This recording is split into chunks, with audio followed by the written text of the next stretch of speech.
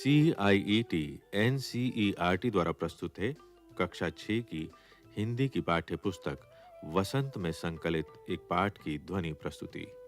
पाठ का शीर्षक है नादान दोस्त।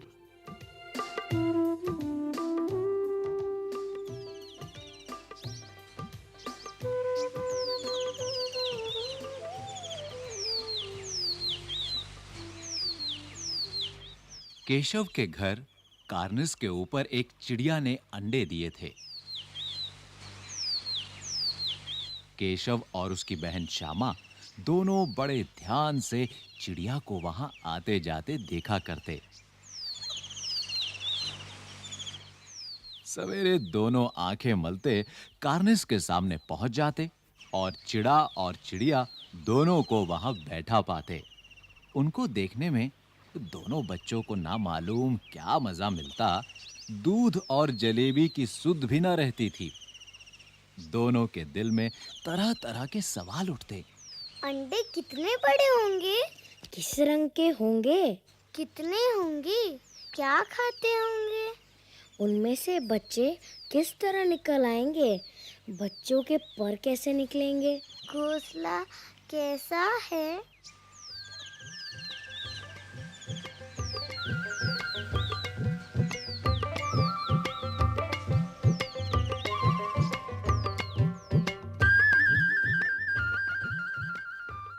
लेकिन इन बातों का जवाब देने वाला कोई नहीं। ना अम्मा को घर के काम धंधों से फुर्सत थी, ना बाबूजी को पढ़ने लिखने से।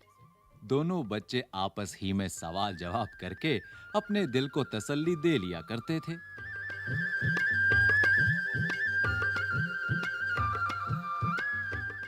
श्यामा कहती, क्यों भैया, बच्चे निकलकर फिर से उड़ जाएंगे? केशव विद्वानों जैसे गर्व से कहता, नहीं री पगली, पहले पर निकलेंगे। बगैर परों के बेचारे कैसे उड़ेंगे? बच्चों को क्या खिलाएगी बेचारी? केशव इस पेचीदा सवाल का जवाब कुछ न दे सकता था।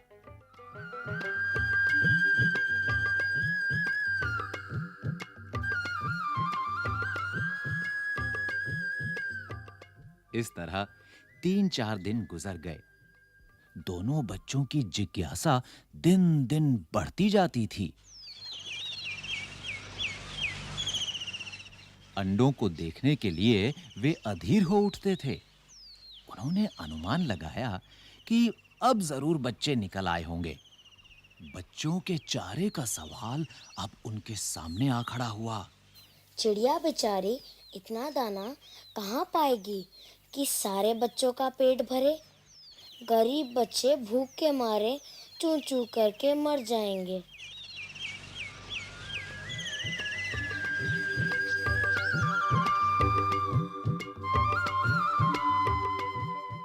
इस मुसीबत का अंदाजा करके दोनों घबरा उठे। क्या करें? हाँ, दाना रख देते हैं और पानी भी रख देंगे। हाँ हाँ भैया, ये बड़ा ठीक है।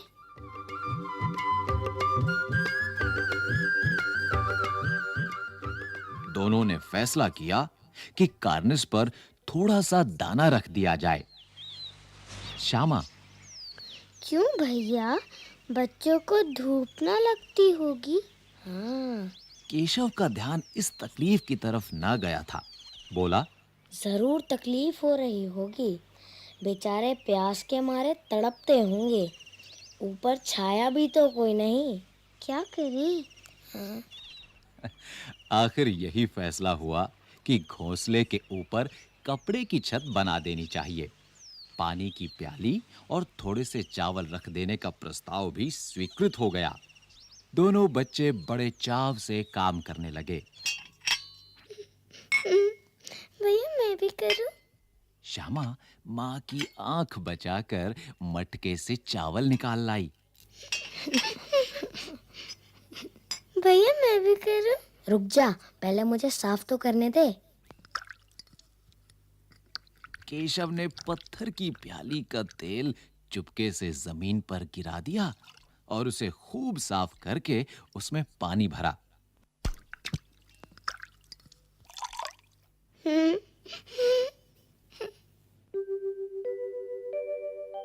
अब चांदनी के लिए कपड़ा कहाँ से आए? फिर ऊपर बगैर छड़ियों के कपड़ा ठहरेगा कैसे? और छड़ियाँ खड़ी होंगी कैसे? क्या करूं? क्या करूं?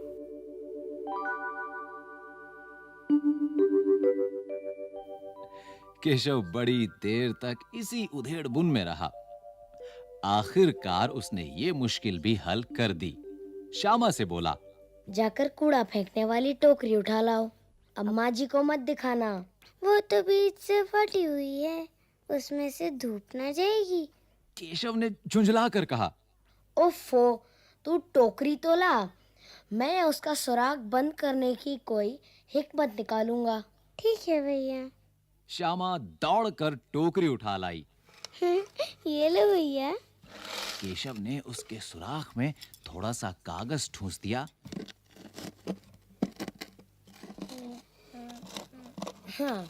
और तब टोकरी को एक टहनी से टिका कर बोला, देख, ऐसे ही घोंसले पर उसकी आड़ कर दूंगा, तब कैसे धूप जाएगी? श्यामा ने दिल में सोचा, भैया कितने चालाक हैं।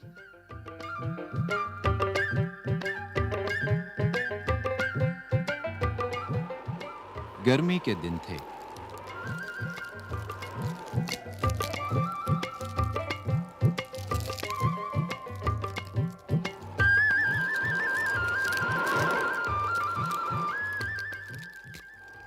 बाबूजी दफ्तर गए हुए थे।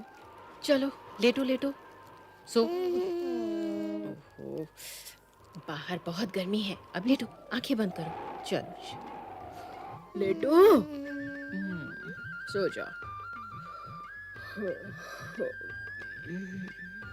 सो जाओ।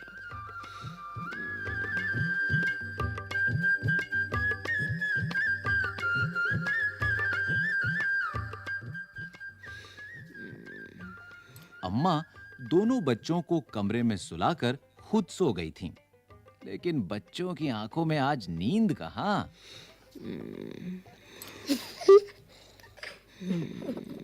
अम्मा जी को बहलाने के लिए दोनों दम रोके आंखें बंद किए मौके का इंतजार कर रहे थे।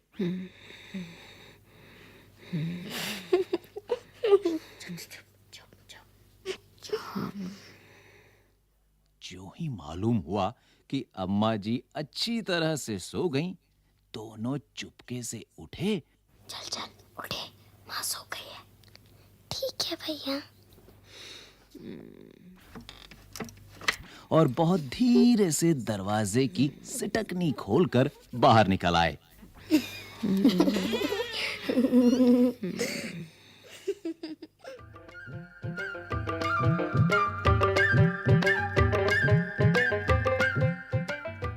अंडों की हिफाजत की तैयारियां होने लगीं। केशव कमरे से एक स्टूल उठा लाया, लेकिन जब उससे काम ना चला तो नहाने की चौकी लाकर स्टूल के नीचे रखी और डरते-डरते स्टूल पर चढ़ा। श्यामा दोनों हाथों से स्टूल पकड़े हुए थी। स्टूल चारों टांगे बराबर ना होने के कारण जिस तरफ ज्यादा दबाव पाता था, जरा सा हिल जाता था। भैया, उस वक्त केशव को कितनी तकलीफ उठानी पड़ती थी, ये उसी का दिल जानता था। दोनों हाथों से कार्निस पकड़ लेता और श्यामा को दबी आवाज से डांटता। अच्छी तरह पकड़, वरना उतरकर बहुत मारूंगा। पकड़ तो रही हूँ। मगर बेचारी श्यामा का दिल तो ऊपर कार्निस पर था। बार-बार उसका ध्यान उधर चला जाता और हाथ ढीले पड़ जाते।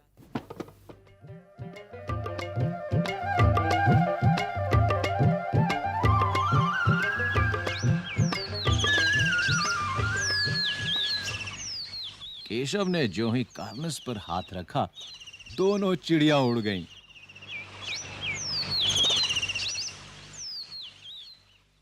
केशव ने देखा कार्निस पर थोड़े तिनके बिछे हुए हैं और उन पर 3 अंडे पड़े हैं। जैसे घोंसले उसने पेड़ों पर देखे थे, वैसा कोई घोंसला नहीं है। श्यामा ने नीचे से पूछा, क्या बच्चे हैं भैया? 3 अंडे हैं, अभी बच्चे नहीं निकले। जरा हमें दिखा दो भैया, कितने बड़े हैं? दिखा दूंगा, पहले जरा चिथड़े ले आ, नीचे बिछा दूं। बेचारे अंडे तिनकों पर पड़े हैं। ठीक है भैया।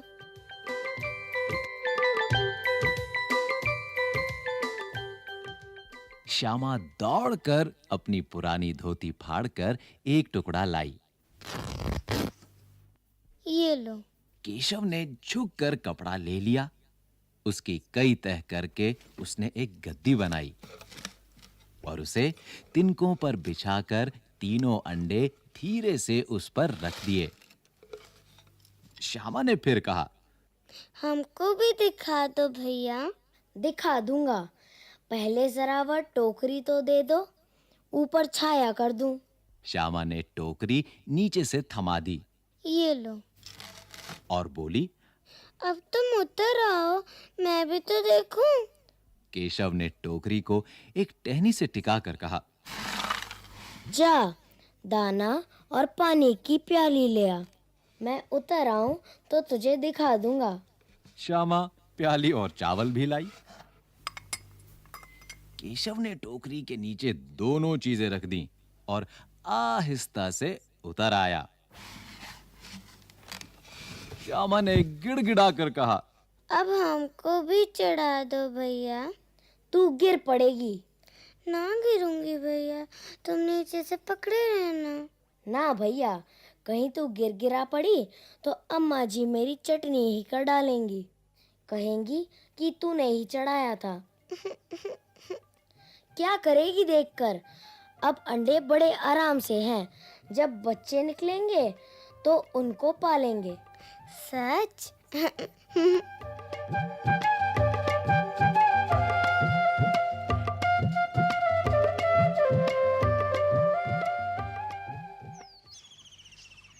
दोनों चिड़िया बार-बार कार्निस पर आती थीं और बगैर बैठे ही उड़ जाती थीं। केशव ने सोचा, हम लोगों के डर से नहीं बैठती।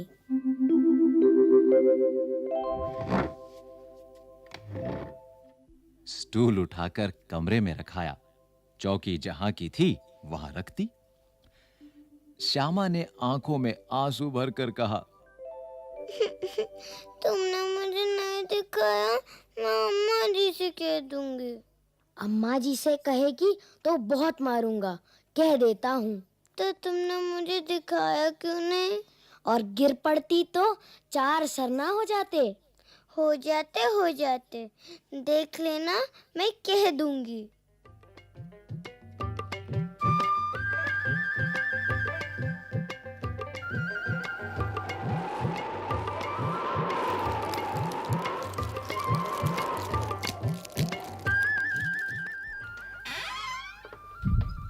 इतने में कोठरी का दरवाजा खुला और माँ ने धूप से आंखों को बचाते हुए कहा, ओह, तुम दोनों बाहर कब निकल आए?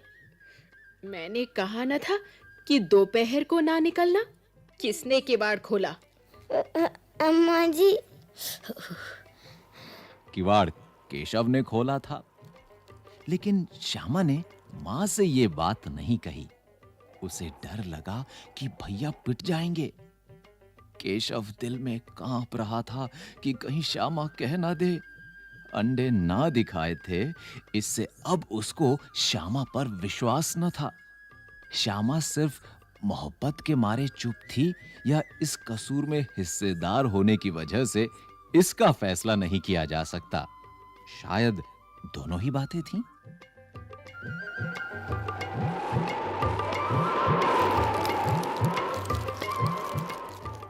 बाहर गर्मी है, लू लग जाएगी, बीमार हो जाओगे।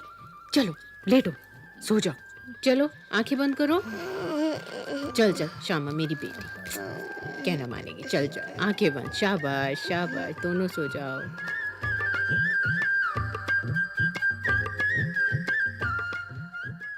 माँ ने दोनों को डांट डपट कर फिर कमरे में बंद कर दिया और आप धीरे धीरे उन्हें पंखा झलने लगी। शाबाश शाबाश, सो जाओ। अभी सिर्फ 2 बजे थे। बाहर तेज लू चल रही थी। अब दोनों बच्चों को नींद आ गई थी।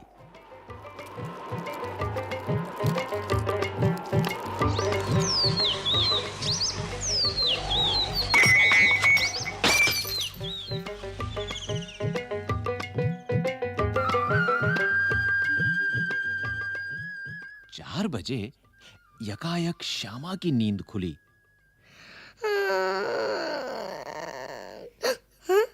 किवाड़ खुले हुए थे। वो दौड़ी हुई कार्निस के पास आई और ऊपर की तरफ ताकने लगी। टोकरी का पता न था।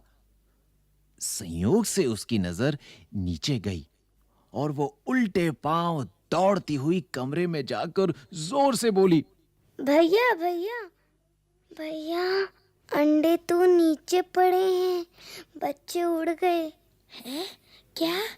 केशव घबरा कर उठा और दौड़ा हुआ बाहर आया तो क्या देखता है कि तीनों अंडे नीचे टूटे पड़े हैं और उनसे कोई चूने की सी चीज बाहर निकल आई है। पानी की प्याली भी एक तरफ टूटी पड़ी है। उसके चेहरे का रंग उड़ गया। सहमी हुई आंखों से जमीन की तरफ देखने लगा। श्यामा ने पूछा, बच्चे कहाँ उड़ गए भैया? केशव ने करुण स्वर में कहा, अंडे तो फूट गए। और बच्चे कहाँ गए? तेज सर में, देखती नहीं है अंडों में से उजला उजला पानी निकल आया है। वही तो 2-4 दिनों में बच्चे बन जाते। हाँ?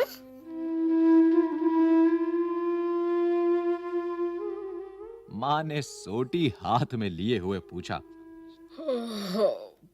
तुम दोनों वहां धूप में क्या कर रहे हो?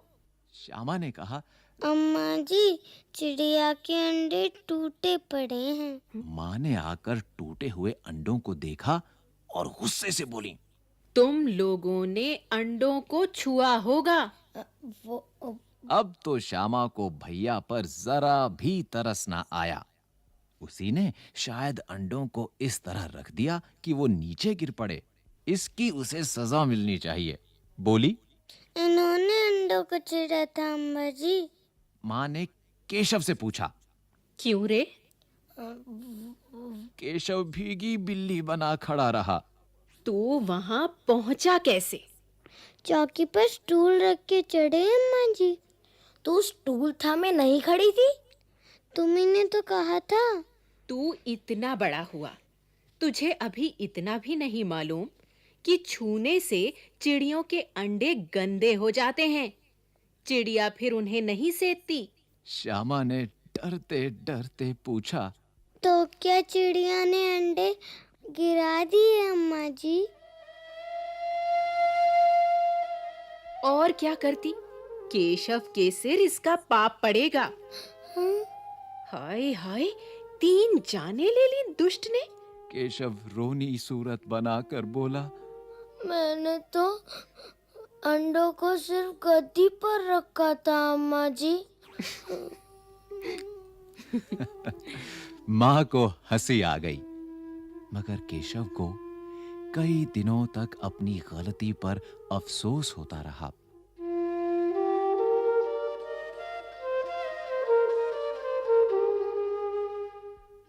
अंडों की हिफाजत करने के जोग में उसने उनका सत्यानाश कर डाला।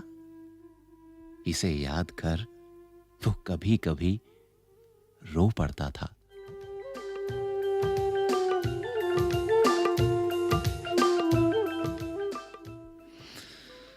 दोनों चिड़िया वहां फिर न दिखाई दी।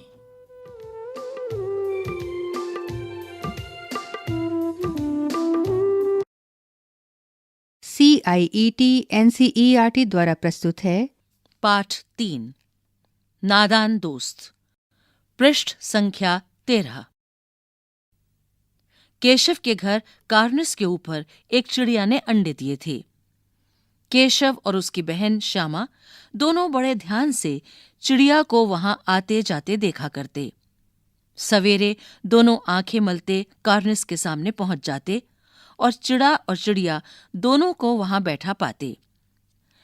उनको देखने में दोनों बच्चों को न मालूम क्या मजा मिलता, दूध और जलेबी की सुध भी न रहती थी। दोनों के दिल में तरह तरह के सवाल उठते। अंडे कितने बड़े होंगे? किस रंग के होंगे? कितने होंगे? क्या खाते होंगे? उनमें से बच्चे किस तरह निकल आएंगे? बच्चों के पर कैसे निकलेंगे?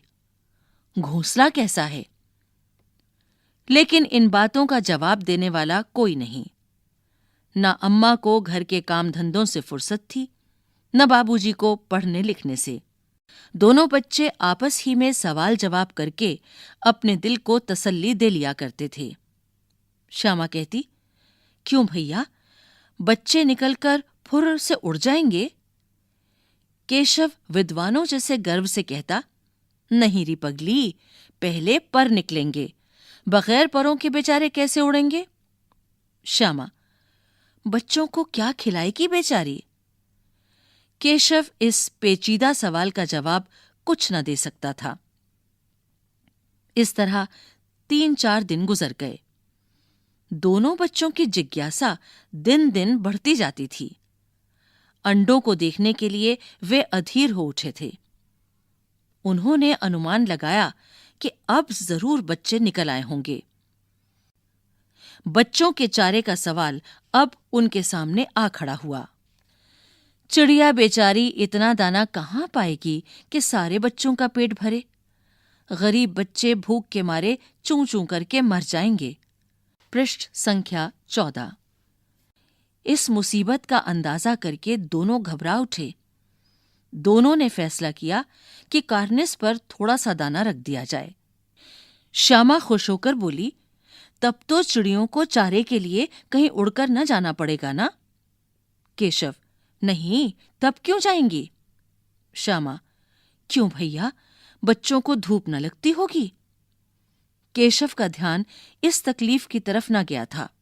बोला, जरूर तकलीफ हो रही होगी, बेचारे प्यास के मारे तड़पते होंगे, ऊपर छाया भी तो कोई नहीं। आखिर यही फैसला हुआ कि घोंसले के ऊपर कपड़े की छत बना देनी चाहिए।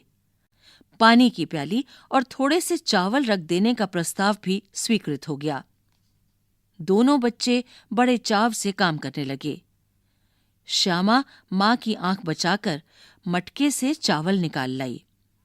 केशव ने पत्थर की प्याली का तेल चुपके से जमीन पर गिरा दिया और उसे खूब साफ करके उसमें पानी भरा।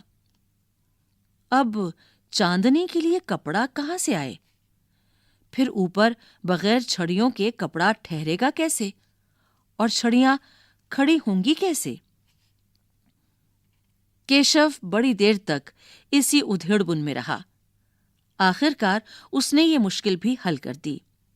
श्यामा से बोला, जाकर कूड़ा फेंकने वाली टोकरी उठा लाओ, अम्मा जी को मत दिखाना। श्यामा, वो तो बीच से फटी हुई है, उसमें से धूप न जाएगी। केशव ने झुंझलाकर कहा, तू टोकरी तो ला, मैं उसका सुराख बंद करने की कोई हिकमत निकालूंगा।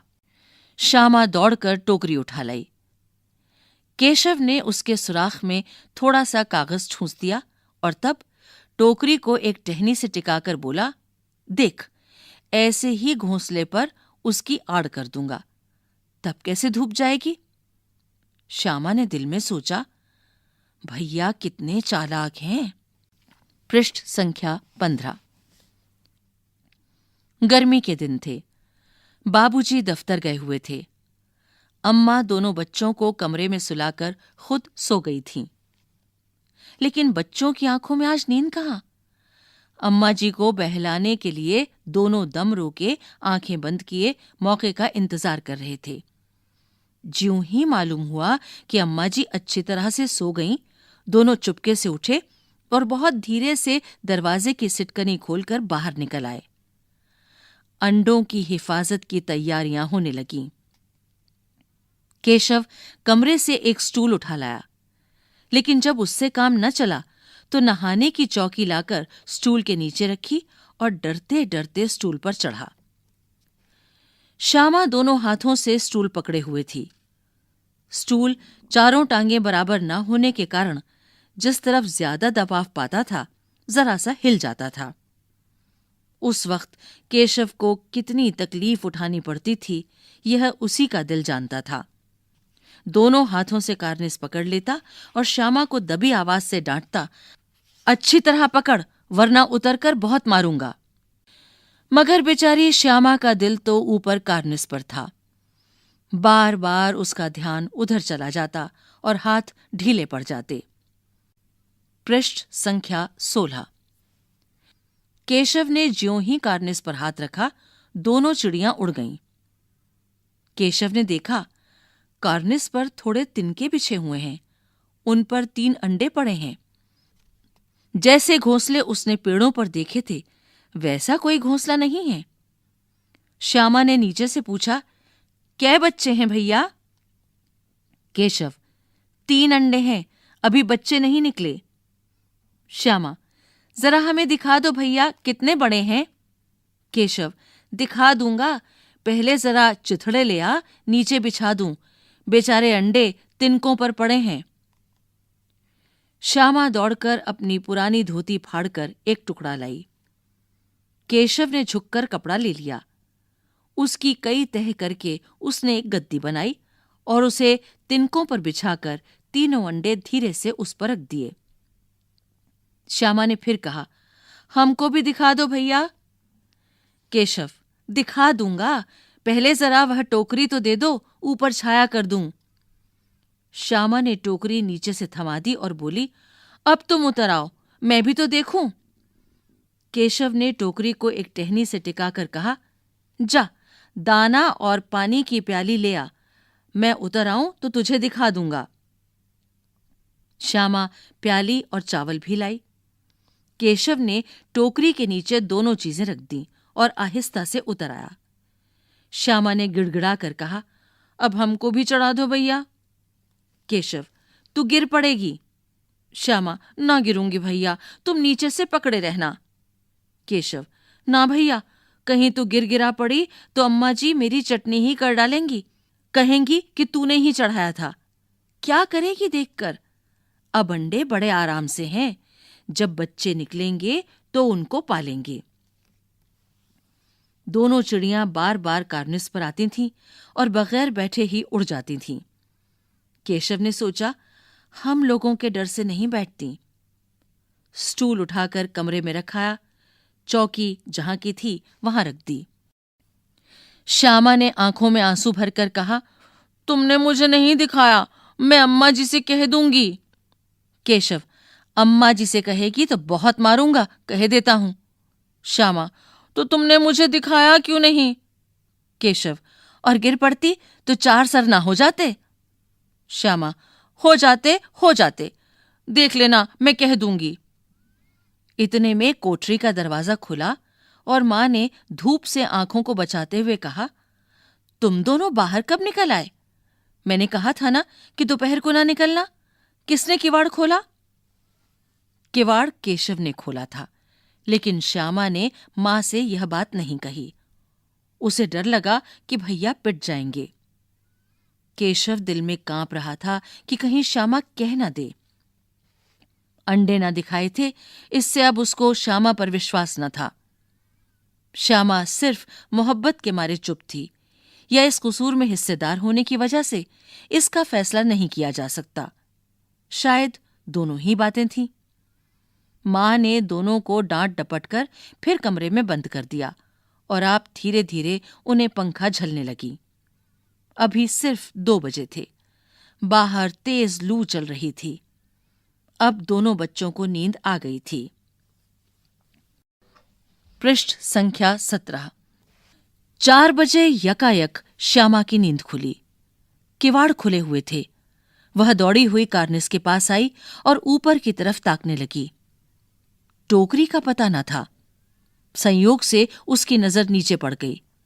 वह उल्टे पांव दौड़ती हुई कमरे में जाकर जोर से बोली, भैया, अंडे तो नीचे पड़े हैं, बच्चे उड़ गए।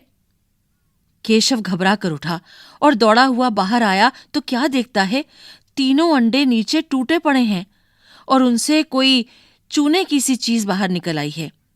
पानी की प्याली भी एक तरफ टूटी पड़ी है। उसके चेहरे का रंग उड़ गया। सहमी हुई आंखों से जमीन की तरफ देखने लगा। पृष्ठ संख्या 18। श्यामा ने पूछा, बच्चे कहाँ उड़ गए भैया? केशव ने करुण स्वर में कहा, अंडे तो फूट गए। श्यामा, और बच्चे कहाँ गए? केशव, तेरे सर में। देखती नहीं है, अंडों में से उजला उजला पानी निकल आया है। वही तो 2-4 दिनों में बच्चे बन जाते। मां ने सोटी हाथ में लिए हुए पूछा, तुम दोनों वहां धूप में क्या कर रहे हो? श्यामा ने कहा, अम्मा जी, चिड़िया के अंडे टूटे पड़े हैं। मां ने आकर टूटे हुए अंडों को देखा और गुस्से से बोली, तुम लोगों ने अंडों को छुआ होगा। अब तो श्यामा को भैया पर जरा भी तरस न आया। उसी ने शायद अंडों को इस तरह रख दिया कि वह नीचे गिर पड़े। इसकी उसे सजा मिलनी चाहिए। बोली, इन्होंने अंडों को छेड़ा था अम्मा जी। मां ने केशव से पूछा, क्यों रे? केशव भीगी बिल्ली बना खड़ा रहा। पृष्ठ संख्या 19। मां, तू वहां पहुंचा कैसे? श्यामा, चौकी पर स्टूल रखकर चढ़े अम्मा जी। केशव, तू स्टूल थामे नहीं खड़ी थी? श्यामा, तुम्ही ने तो कहा था। मां, तू इतना बड़ा हुआ, तुझे अभी इतना भी नहीं मालूम कि छूने से चिड़ियों के अंडे गंदे हो जाते हैं। चिड़िया फिर उन्हें नहीं सेती। श्यामा ने डरते डरते पूछा, तो क्या चिड़िया ने अंडे गिरा दिए हैं अम्मा जी? मां, और क्या करती? केशव के सिर इसका पाप पड़ेगा।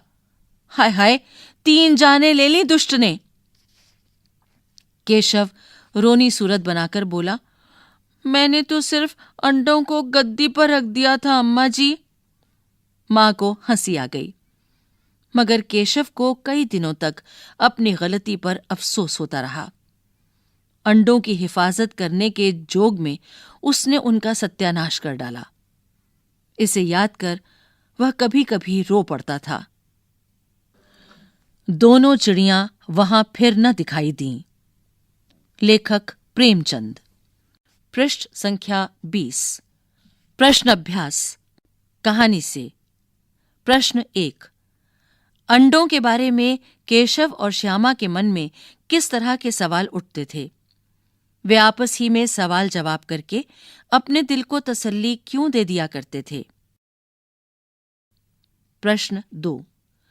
केशव ने श्यामा से चिथड़े, टोकरी और दाना पानी मंगाकर कार्निस पर क्यों रखे थे? प्रश्न 3। केशव और श्यामा ने चिड़िया के अंडों की रक्षा की या नादानी? कहानी से आगे। 1। केशव और श्यामा ने अंडों के बारे में क्या-क्या अनुमान लगाए? यदि उस जगह तुम होते तो क्या अनुमान लगाते और क्या करते? 2। मां के सोते ही केशव और श्यामा दोपहर में बाहर क्यों निकल आए? मां के पूछने पर भी दोनों में से किसी ने किवाड़ खोलकर दोपहर में बाहर निकलने का कारण क्यों नहीं बताया? 3। प्रेमचंद ने इस कहानी का नाम नादान दोस्त रखा। तुम इसे क्या शीर्षक देना चाहोगे? अनुमान और कल्पना। 1। इस पाठ में गर्मी के दिनों की चर्चा है। अगर सर्दी या बरसात के दिन होते तो क्या क्या होता? अनुमान करो और अपने साथियों को सुनाओ। 2। पाठ सुनकर मालूम करो कि दोनों चिड़ियां वहां फिर क्यों नहीं दिखाई दीं। वे कहाँ गई होंगी? इस पर अपने दोस्तों के साथ मिलकर बातचीत करो। 3। केशव और श्यामा चिड़िया के अंडों को लेकर बहुत उत्सुक थे। क्या तुम्हें भी किसी नई चीज या बात को लेकर कौतूहल महसूस हुआ है? ऐसे किसी अनुभव का वर्णन करो और बताओ कि ऐसे में तुम्हारे मन में क्या-क्या सवाल उठे। भाषा की बात। 1. श्यामा मां से बोली, मैंने आपकी बातचीत सुन ली है। इस उदाहरण में मैंने का प्रयोग श्यामा के लिए और आपकी का प्रयोग मां के लिए हो रहा है। जब सर्वनाम का प्रयोग कहने वाले, सुनने वाले या किसी तीसरे के लिए हो तो उसे पुरुषवाचक सर्वनाम कहते हैं। दिए गए वाक्यों में तीनों प्रकार के पुरुषवाचक सर्वनामों के नीचे रेखा खींचो। एक दिन दीपू और नीलू यमुना तट पर बैठे शाम की ठंडी हवा का आनंद ले रहे थे। तभी उन्होंने देखा कि एक लंबा आदमी लड़खड़ाता हुआ उनकी ओर चला आ रहा है। पास आकर उसने बड़े दयनीय स्वर में कहा, मैं भूख से मरा जा रहा हूं। क्या आप मुझे कुछ खाने को दे सकते हैं? पृष्ठ संख्या 21। 2. तगड़े बच्चे, यहां रेखांकित शब्द है तगड़े। मसालेदार सब्जी, रेखांकित शब्द मसालेदार। बड़ा अंडा, रेखांकित शब्द बड़ा। यहां रेखांकित शब्द क्रमशः बच्चे, सब्जी और अंडे की विशेषता यानी गुण बता रहे हैं। इसलिए ऐसे विशेषणों को गुणवाचक विशेषण कहते हैं। इसमें व्यक्ति या वस्तु के अच्छे बुरे हर तरह के गुण आते हैं। तुम 4 गुणवाचक विशेषण लिखो और उनसे वाक्य बनाओ। 3. क. केशव ने झुंझलाकर कहा, रेखांकित शब्द झुंझलाकर। ख. केशव रोनी सूरत बनाकर बोला, रेखांकित शब्द बनाकर। ग. केशव घबराकर उठा, रेखांकित शब्द घबराकर। घ. केशव ने टोकरी को एक टहनी से टिकाकर कहा, रेखांकित शब्द टिकाकर। ञ. श्यामा ने गिड़गिड़ाकर कहा, रेखांकित शब्द गिड़गिड़ाकर। इन वाक्यों में रेखांकित शब्दों को ध्यान से सुनो। ये शब्द रीतिवाचक क्रिया विशेषण का काम कर रहे हैं, क्योंकि ये बताते हैं कि कहने, बोलने और उठने की क्रिया कैसे क्रिया हुई।